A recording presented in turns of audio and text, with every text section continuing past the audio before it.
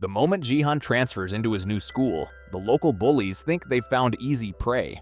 A quiet new kid walking through unfamiliar hallways usually means fresh entertainment. But what they don't realize is that messing with Jihan is the worst decision they could have made. He wasn't transferred because he was weak. He was transferred because he was too violent. At his previous school, a classroom fight escalated so brutally that another student ended up with broken teeth, a fractured jaw, and cracked ribs. It was so severe that it nearly counted as attempted murder. The administration had no choice but to expel him. Since their parents are gone, Jihan's older sister Jiha acts as his guardian. She's the only family he has left. When the principal explains that he can't stay, she's told there's only one option: Dehun High. A school with a reputation so bad that most parents avoid even saying its name out loud. It's known for constant fights, criminal behavior, and violence that somehow never makes it fully into the news. Rumor has it, the building used to be a prison before it became a school. For most students, that would sound terrifying. For Jihan, it sounds like opportunity. Instead of feeling nervous, he feels excited. That night, he looks up everything he can find about Dehun High. No real discipline. Fights breaking out regularly. Students running underground gambling rings. A place where strength determines status. In his mind, he doesn't see danger. He sees a ladder to climb. If chaos rules the school, then he'll just rise above it and become the one everyone fears. On his first day, he walks in with confidence, already thinking about who he'll fight first. When a ball suddenly hits him in the head, he doesn't get angry. He almost looks relieved. Finally, a reason to start something. But instead of aggression, he's met with apologies. The students claim it was an accident. That reaction throws him off completely. This isn't how a delinquent school is supposed to behave. That's when he first hears about something called ceasefire. The concept sounds simple but changes everything. No fighting is allowed outside a designated arena inside the school. If two students have a problem, they settle it in the underground fight club. Nowhere else. The rule is enforced strictly, not by teachers in a traditional way, but by the students themselves. The fights are organized, structured, and watched by crowds that include both students and staff. Money is placed on outcomes. Winners advance through ranks. The strongest fighters rise toward the top. At the peak of this system stands the title known as Top Dog. Whoever holds that title doesn't just win fights, they control the school. They influence rules. They command respect. The current top dog, Jong Daiho, known as Tiger, is absent due to a severe accident that ended his promising MMA career. In his absence, 3 dominant fighters control the arena. Park Kite, a skilled judo athlete, a ferocious fighter known only as Hot Dog, hardened by a traumatic past, and Kong Chang-sik, a calm but highly respected combatant with surgical precision in his movements. Jihan immediately sets his sights on the top. He challenges Chang-sik impulsively, only to be reminded again of ceasefire. When he ignores the rule and throws a punch outside the arena, things spiral quickly. Chang-sik's group retaliates, overwhelming Jihan. Exhausted and outnumbered, he's knocked unconscious. When he wakes up, he discovers something worse than physical pain: humiliation. His clothes were removed, a video was recorded, and his Hello Kitty underwear became a viral joke across the school. His new nickname becomes Kitty Panty. The psychological damage hits harder than the punches. He isolates himself, refusing to eat or leave his room. For the first time, his confidence cracks, but humiliation doesn't destroy him.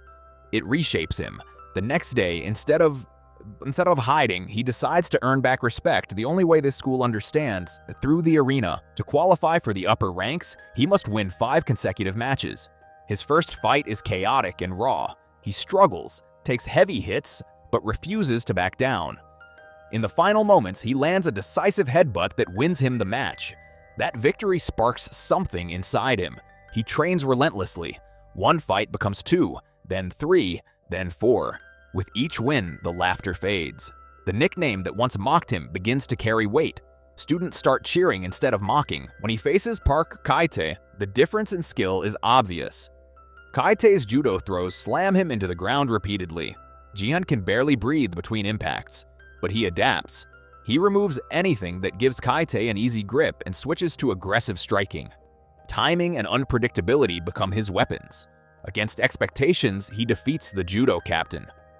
The arena erupts. Next comes Hot Dog, whose intensity borders on frightening. Their fight is brutal and emotional.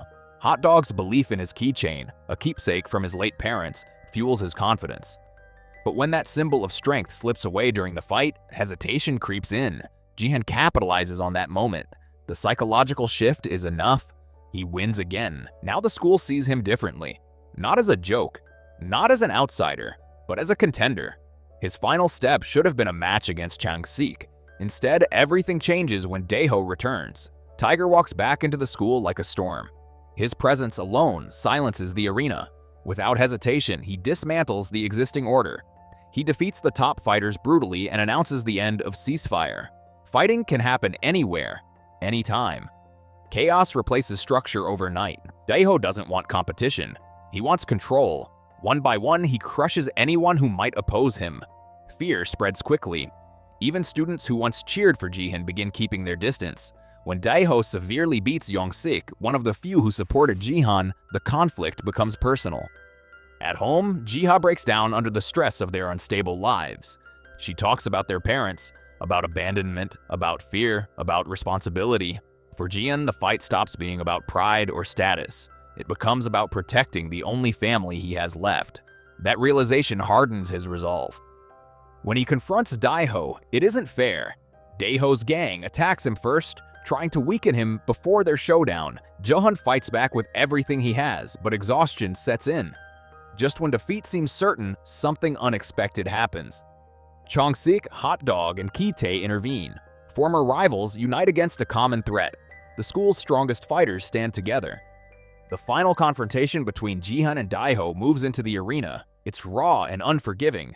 Dehun's experience and power are overwhelming. Jihan is already drained.